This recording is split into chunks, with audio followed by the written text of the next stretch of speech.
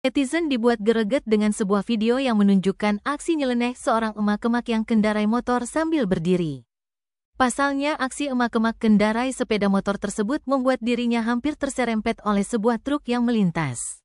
Kejadian tersebut diduga terjadi di sebuah jalan raya di daerah Juwana, Pati, Jawa Tengah.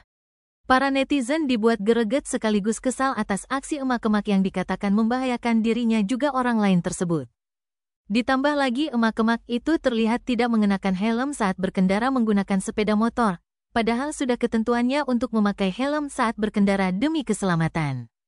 Nampak jelas dalam rekaman video tersebut seorang emak-emak yang mengenakan pakaian serba hijau dengan mengendarai motor Matic berwarna merah sedang melaju di jalan raya.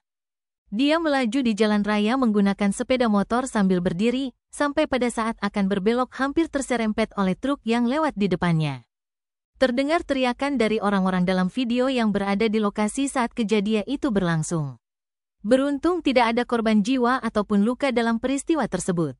Namun hal itu membuat netizen menjadi kesal. Bagaimana nih tanggapan kalian terkait aksi emak-emak tersebut? Tulis di kolom komentar.